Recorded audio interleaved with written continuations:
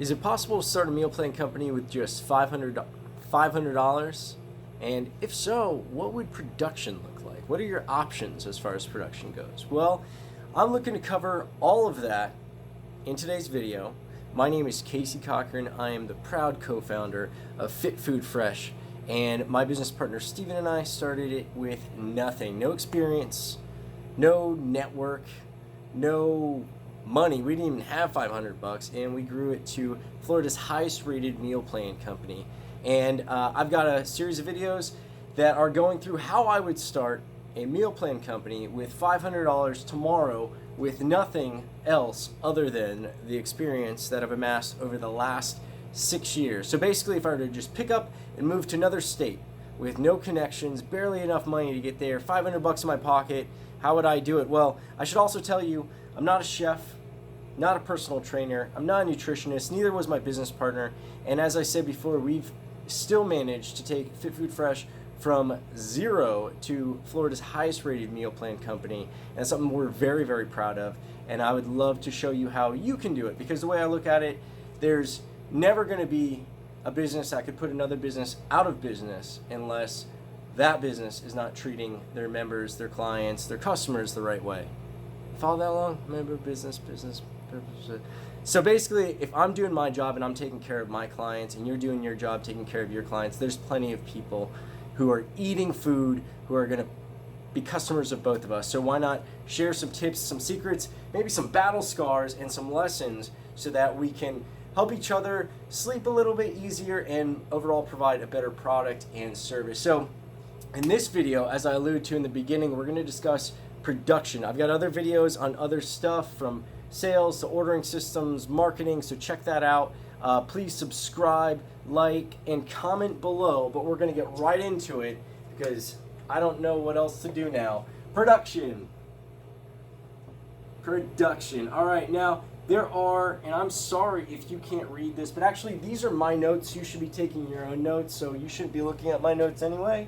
But there's three main ways to do production when you're starting out. Now there's going to be you, the chef. You, the chef. Then there's going to be hire the chef. Then there's going to be outsource the chef.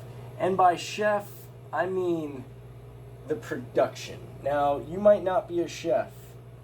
You might be a personal trainer. You might be a nutritionist. You might be a chef. You might just be a cook. You might not be classically trained chef. But when I refer to chef, you the chef, that means you're the one in the kitchen making the food. When I talk about hiring the chef, that means you're going to hire someone other than yourself, other than an owner, to be the chef. I guess this would kind of work if you have a partner who's also the chef. That could kind of work, but you're just going to have to take on the brunt of the other stuff that I'm going to discuss in other videos. Then there's going to be outsource the chef. And again, this means just production. So outsource the production. Other names for that would be private labeling or white labeling or co-packing, or there's different terms, but basically means somebody else's kitchen is manufacturing the food that you're selling. And in this instance, my intention is to describe a situation where you're private labeling it. It's your label on the food, your logo, your bag, your customers. They just make the food and seamlessly maybe deliver it, maybe you handle the delivery, but they're your clients, their food, okay? So let's see. Let's go over you, the chef, first. Now, I'm going to discuss this one because this one is probably the most common, most popular, and this is going to be a situation where a lot of times when I've seen it, and there might be some other model. This is primarily what I've seen, different variations of these three. Like I said, this one might be a business partner instead of like the one partner, and there might be two. What's this under here? Oh, what's this? Like a magician. I already ruined my trick. Forgot I had those in there. So, you the chef. Now, you might be a trainer who's starting to make meals for your clients. Like I said, you might be a nutritionist making meals for your clients. You might be a chef who's doing like a personal chef kind of gig, picking up a couple of different families or a couple of different executives. The You the Chef model, what's dangerous about this is you can make money. You can make a pretty decent income if you're doing this the right way, but the problem you have to worry about here, among a lot of things, but the general thing is you've got to escape the machine. Now, my business partner and I, we refer to the business as the machine. When you're the chef, and a lot of times when you're the founder, you're gonna find yourself in the machine in the business, doing a lot of the things. You're going to be doing the customer service. In this case, you're doing the chef stuff.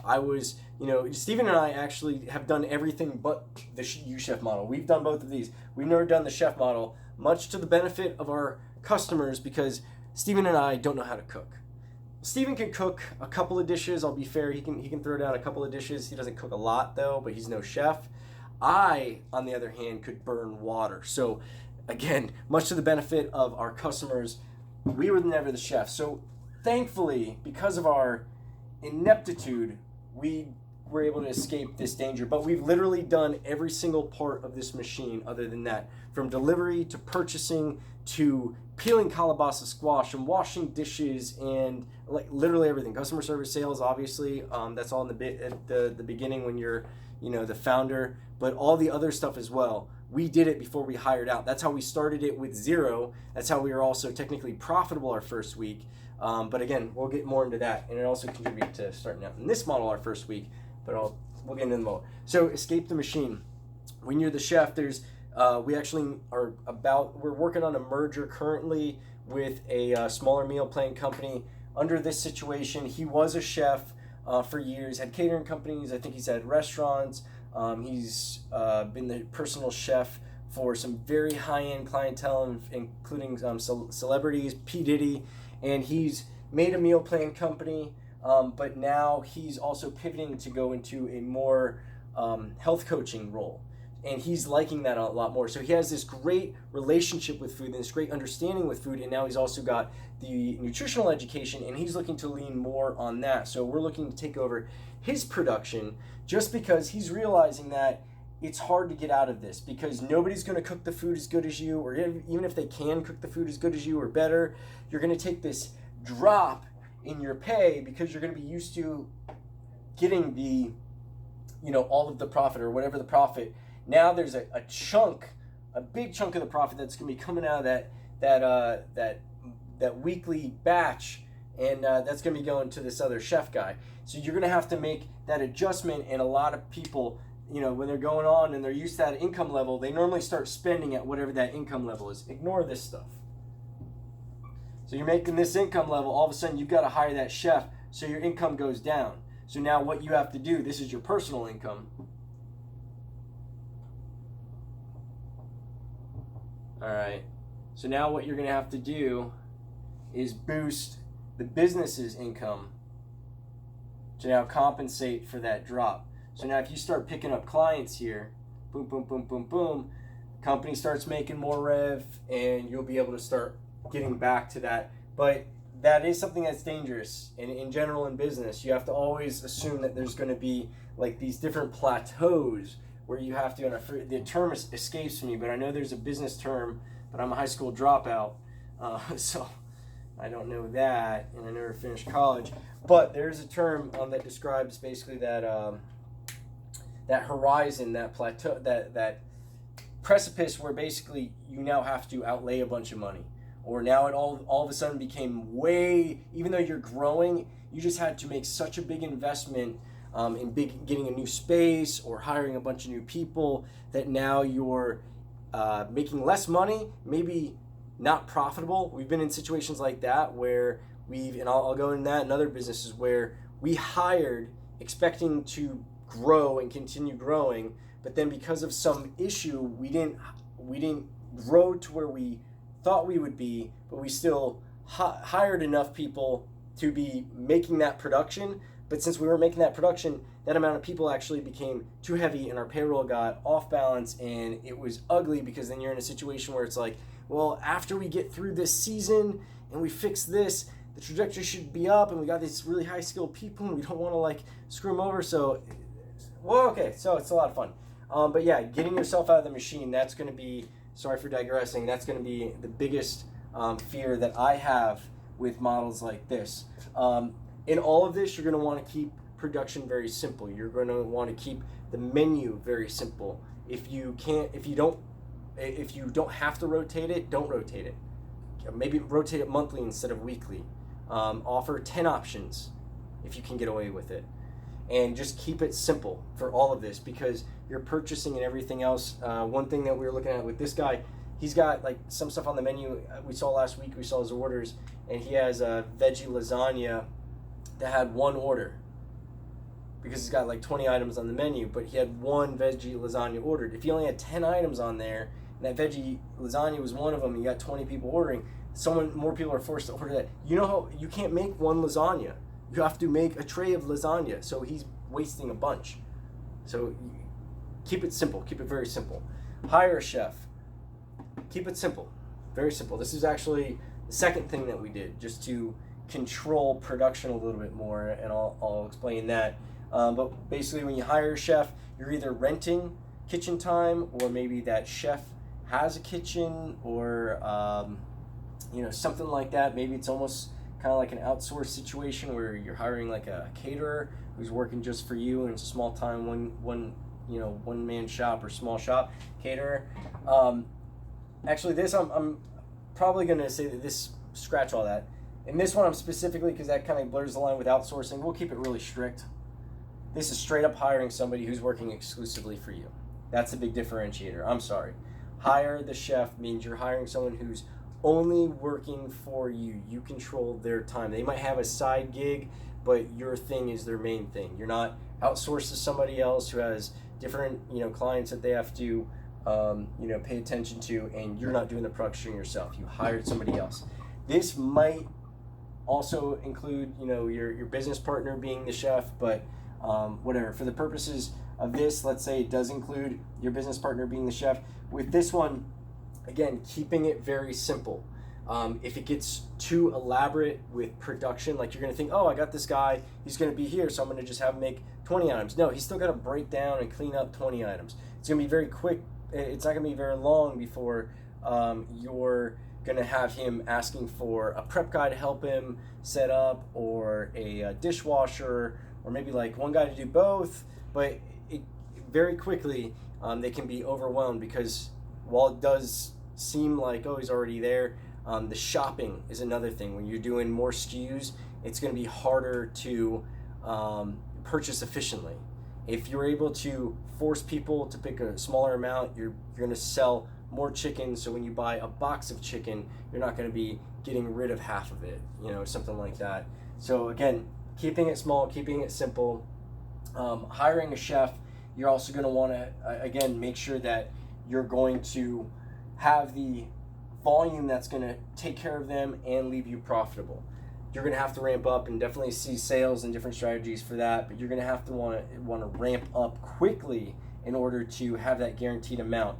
Hiring a chef, I would say in my sales video, I mentioned 10 to 20 is a good amount to start. If you're hiring a chef, I would say you're probably going to want to start closer to 30 to 40, just to make it so that you definitely have enough meat on the bone, and you can invest in the business moving forward, and you're not just like close to a break even or flirting with the red, because that gets ugly and it just makes it a much longer process. You could have, if you have just waited a little bit longer to get the right amount of people and not been so exhausted running the machine, but instead just building up that initial purchase, you would have started with profit, and you would have been ahead of the game, and you could have invested in everything that you needed, and that would have been the difference between you being at 1,000 people and 200 people a year later. So it's a lot in the beginning is about accelerating, because those first few people are going to be so expensive to start, because you're paying someone to be there, to start the production, to do the shopping, to go and do the purchasing, to buy that one box of widgets, that one box of chicken, or whatever it is. This isn't a box of chicken. This is from, from Amazon. So yeah, you want to make it as efficient as possible. The outsourcing the chef. Now, I'll go into that a little bit more. This is actually where we started. This is if you're hiring a caterer, I'll tell you the different examples we did.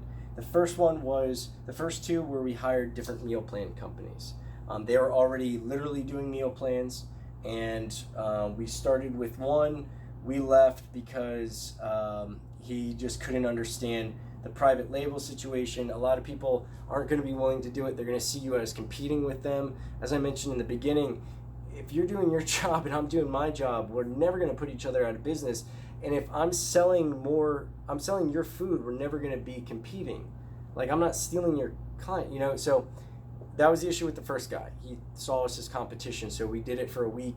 He actually screwed up our first delivery, and in the email complaining, it's another story I'll get into, and he thought the name was too similar and too different. In the same email, he argues with himself, even though he basically told us to pick a name that was like his name, so in case we merged. Another story. Then the second meal plan company, their food quality sucked. So that's the other thing, is you can't control necessarily what the food quality is. Then we went to hiring a caterer, which is what I would consider hiring the chef, because at that point we were dictating the menu, and she was just hired to make our food. She happened to have her own kitchen, and then from there we just stuck with hiring a chef. We never went to this, so we were hiring and then renting a kitchen after that. We were hiring another guy. We hired another guy who had his own kitchen. We hired a guy who was doing it out of 2 restaurants that he worked at. He worked at these restaurants. He didn't own these restaurants. And I guess the restaurant manager, the kitchen manager, was cool with him, and he would pay him for whatever he needed. So people, you can get creative with this. If you know somebody in a restaurant, they might be able to do it. Now, things you're going to want to consider is growing. You're going to want to make sure whatever you go with, you're going to be able to facilitate the growth. You're going to need refrigeration space. Is probably going to be the first bottleneck that you have, because you can cook all day long. If you just have one oven, you can still stay up all night, keep cooking and bang out the volume, but you still got to put it all in a refrigerator and keep it nice and cold and safe for plating and pre-delivery. So refrigeration is going to be the first bottleneck that you're going to want to see around the corner and be like, I'm filling up this fridge pretty quick. I remember we had a walk-in that was like, like 5 by 5 or something like that in this one kitchen we were renting, and we were like taking up half of it, and we thought we were big dogs. We were just like, man, look at this. Like, look, we're like dominating this. He's got like two or three other people who are renting space in here, and they're sharing like just half of this. But dude, now our walk-in, we've got one walk-in that's 20 by 20. We've got another one that's 8 by 22. Another one that's weird dimensions that's bigger than the 20 by 20, I think. And a freezer that's 12 by 12 that's full of nothing but ice packs. Freezer space is another thing. Even if you don't freeze your food, we don't freeze any of our food, but freezer space, when it comes down to production, is going to be crucial, because odds are, if you are freezing your food, you're going to be needed for that. But you're also going, especially when you're small, because you're probably going to want to be freezing your ingredients to get them to last to the next cook, because you're going to over purchase just because you can't get a half box of chicken or something like that. But then you're also going to want to make sure you got plenty of room for ice packs. Because if you don't have ice packs and you have delicious food and you can't keep that food cold until it gets to your members, you are screwed. So those are the 3. Now, like I said, if you're the chef, you want to escape it. If you're hiring the chef, we're going to want to ramp up quick. Let's get these summaries here. Ramp up. We'll do exclamations so you know it's like, woo! But you're not reading that, because these are my notes. Don't read my notes. And what else? Private label. The other thing that we didn't know when we started this, okay? But in order to purchase food, you're going to want to make sure that it's a USDA approved facility, and these are very hard to find. USDA approved facilities, and you're going to want to check with current regulations. Like I said, we broke the rules, the law, or whatever for a little bit. Fortunately, we didn't get anybody sick. Thank God. And we just didn't know any better. We were new to the industry. The caterers and meal plans that we were working with, they either didn't know or didn't care to tell us, and we didn't know until we were in business. We had our own 6,000 square foot facility, and we were trying to sell food through a gym. The Department of Health came in, and they're like, whoa, is this food that you're selling here USDA approved? And Jim was like, I don't know. And they're like, these aren't USDA labels. Where'd you buy this food? They came to us like, hey, what's going on? You don't have a USDA facility, which is like $200,000 a year or something like that for you to pay for the inspector to be on your facility and make sure that everything's taken care of. It's a whole mess. So unless you can find someone like that, you're not going to want to outsource. And like I said, even if you could find those people, the ones we were able to find, like, they were small time too. They were kind of desperate for business, just to entertain us. And a lot of times they won't even entertain it because they'll either think that you're competing with them or they're not going to take you seriously. So don't hold out looking for this one. Try to think of something around here. This is ideal if you can make it happen, but if you're not getting any traction, don't let that hold you back. Try to figure out something and just, start making it happen. Now, in some, you're gonna want to look up. I'll put the link to it. Cottage Act, Cottage Act food, or no, Cottage Law food. Yeah, it's Cottage Law food. I think it's in every state, but you're gonna want to check out that link. But you can make and sell up to, I think, $50,000 a year. And again, check with your state. You gotta check yours, but I think in Florida it's either 15 or 50,000 a year in revenue before you have to be producing out of a commercial kitchen, a licensed kitchen, and that is for some items. So you're gonna want to look and make sure you know what items they are in your state, what the revenue max is. But that's one way if you were cooking yourself or you were to, well, hopefully if you're hiring your chef, they have a kitchen that they can work out of. But that is one way that you can get out. I think it was made with the intention of like bake sales and stuff like that. You're obviously, you're selling this food to the public, bake sales, but it's unlikely to expect a bunch of moms to work out of a commercial kitchen. So I think that's what it came down to. And a lot of I know people at the farmers markets, the green markets, they take advantage of that. It's a lot of homemade kind of goods. So check with your laws, probably check with an attorney. I just want you to not do anything except for just check out that link and know that it exists. That's the only purpose. I'm not telling you to do, I'm not telling you what you can do, I'm telling you to check with somebody else. But definitely check out that link because I think it would be something that would interest you if you're starting a meal planning company with just $500. The next thing would be looking for, I told you about limiting the production, but think about ways that maybe you can get creative and offer more items without extending production. Actually, these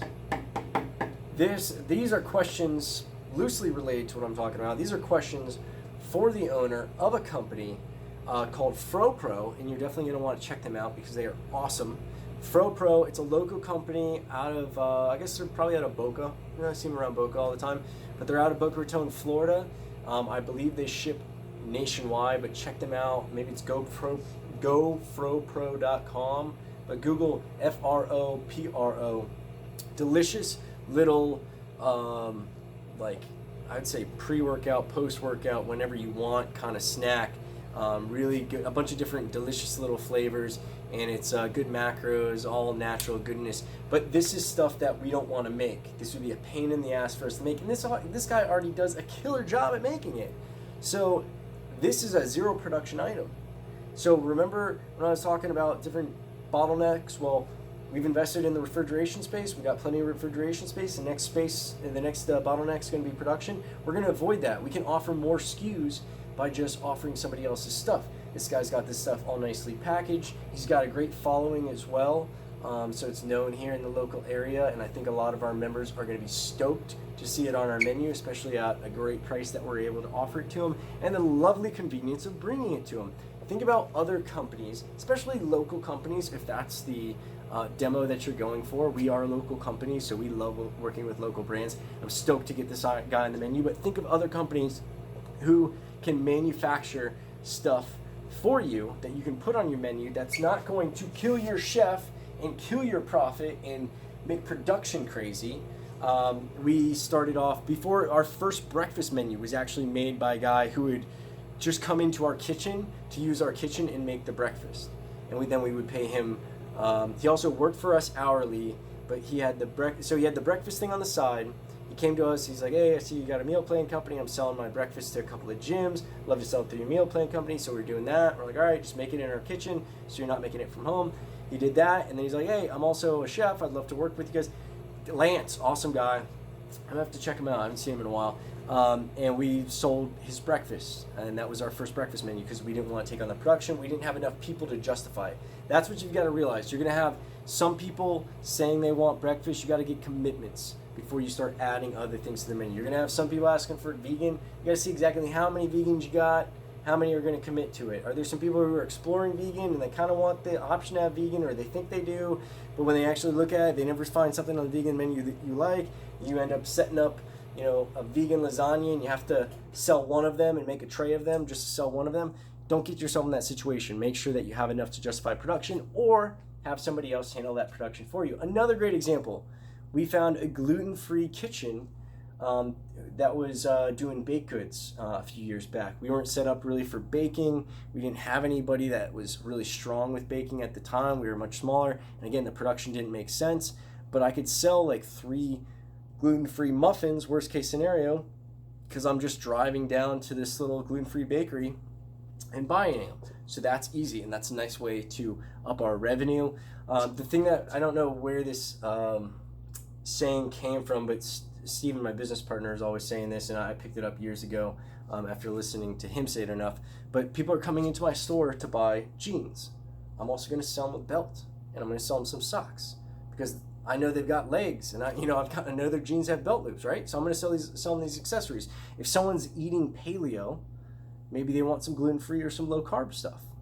Some snacks, some desserts that make them or help them avoid the cravings that they're inevitably going to get. Think about that. Think about creative stuff like that, and make sure that it's something. What's cool about the the Fro Pro, this has probably 3 months shelf life or something. So it's not something I have to make regularly. Another fun one is there's some baked goods. Well, I guess this is unbaked actually. But baked goods as well don't do bad freezing. I think some of them, we don't really have to do that anymore, but I think in the beginning we were freezing like cookies or something like that we got these gluten-free cookies, or the dough, that's what it was. We were freezing the cookie dough, gluten-free cookie dough or something like that. We just make the dough out one time, get an order for cookies, bang out like enough dough. We'd have the dough measured out, so it's like, all right, this makes a dozen cookies, take it out, boom, boom, do the orders of 3 or whatever they were. And the long shelf life is always going to be something that's beautiful, because if you have to buy it in quantity, maybe the baker's like, oh, I only want to sell a dozen of them. It's like, no problem. Can I freeze them? Because I'm only going to sell 3 this week. I'm going to sell 3 next week. I'm going to sell 3 the week after. So instead of running back and forth, if this freezes well and that aligns with your business model, you're able to freeze food, go ahead and do it. Like I said, back in the day, we'd freeze baked goods. We've never been big on freezing food. So we don't really have to do that now because we have such quantity. Like, we're able to move it, sell everything. But as far as adding on items, another popular one that I see a lot of meal plans do is juice. Don't produce juice yourself. It's a mess.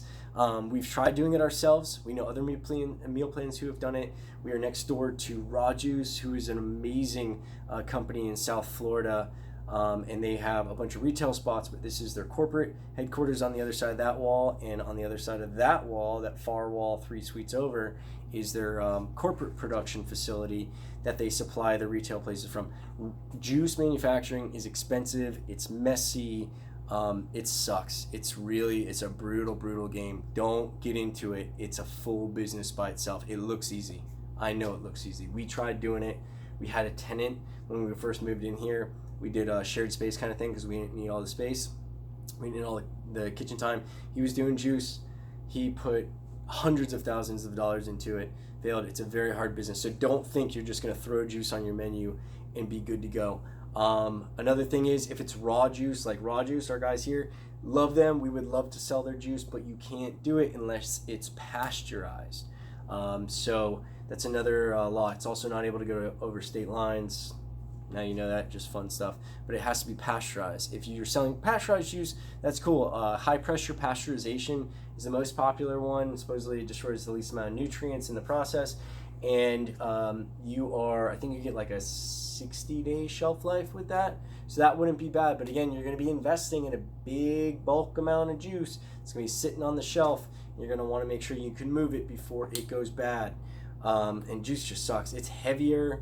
a lot of times the margins aren't great on it because honestly it's very expensive to manufacture. So you're thinking like, oh, I'll sell the juice for like $14. Probably only cost me like $2 or $3 to make it because, you know, it's just some fruit. No, it's really expensive. And you're going to be like, oh, why is this juice company charging me $9? Because it cost them like $8.50 to make it probably. Yeah, that's it. That's all I can think of. The other stuff that I want to talk about, and I keep on I've been tempted to go into these different tangents. I think I covered most of it in the ordering system, which goes hand in hand with production, and the sales. So sales and the ordering system are before production, because obviously you'd have to sell them to take the order. You have to be able to take the order to know what you're producing. So that's the order that I went in. So I covered a lot of stuff that's related to that. So if you watch this, I would say you'd be doing yourself a disservice to not also understand how the ordering system plays into this, how the sales play into this, what the initial numbers are. I alluded to like wanting 10 to 20 when you start, but with the chef, you're probably going to want 30 to 50. Yeah, all sorts of stuff like that. Again, we're going to want 10 is such a great amount of meals on a menu, such a good amount. Now, you might not be able to make something for everybody, but if you can get away with 10, it's beautiful. 20 would be the absolute most that I would recommend starting your initial production with, because like I said, purchasing efficiency and production efficiency are going to be very difficult when you're dealing with small numbers. What else before we leave? I feel like there's something else. Oh, don't listen, people are going to want to substitute items. You're going to want to switch out sides. You may have been on a meal plan and been like, well, why wouldn't they switch out my sides? I'm going to make a meal plan that lets you switch out your sides. Shut up. You're stupid. Unless you can figure out a way to charge people for that, it's a mess. The ordering system is going to be so convoluted and complicated. You want simple SKUs. If you have a SKU for this item with this side as it is, you got to have another entire SKU when you change that side to green beans or to broccoli or whatever else. If you set the expectation, you're going to kill yourself, because then people are going to demand it of you. If you just never offer it, nobody else is really doing it, not at a large enough scale and not at a high quality level. There's some companies where they individualize everything, and people don't want that either. People also they think they want to pick their sides, but what we found is picking seems to be the biggest pain in the ass for most people, because you're catering to busy people, and in the beginning they want to pick all their food, but after a few weeks it's no longer fun to go through a menu and waste 5-10 minutes when you got this busy week going on. So a lot of people forget, and then you need an automation program, and it just becomes an inconvenience. So imagine not only picking 10 or 20 items a week, but then also have to go through and switch out the sides. Even if it's not a mandatory thing, like if the side switching is optional, people are just going to stop doing it. They're not going to care enough unless there's something that they really hate, but they can easily pick around it. We've grown to, again, Florida's highest rated meal plan company in all of Yelpdom. Google and Facebook, obviously, we kill it on there too, but Yelp is what we tout the most because it's the most credible. So we've done that without offering that. I assure you, we probably couldn't have accomplished such a high reputation if we let people pick their sides, because it's just another variable that people are going to expect, they're not going to appreciate, but as soon as you mess it up, bad news bears, and it's going to cost more for production just to give them the same food. In fact, we've gone the opposite way. We made it more simple. We make it so you can have by the pound stuff. You just get a tub of chicken, tub of steak, tub of broccoli, tub of sweet potato. You know, you can have a full meal. You make it yourself, and people love it. It's been going well. So that's over a half hour. Wow, we're coming up on 35 minutes. Thank you guys so much if you're still paying attention. Hopefully this was beneficial. Definitely comment below, subscribe if you haven't done so already. Like it if you feel I've earned it.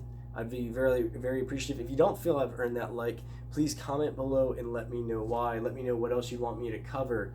And yeah, that's it. My name is Casey Cochran, proud founder and co-founder and CEO of Fit Food Fresh, signing off.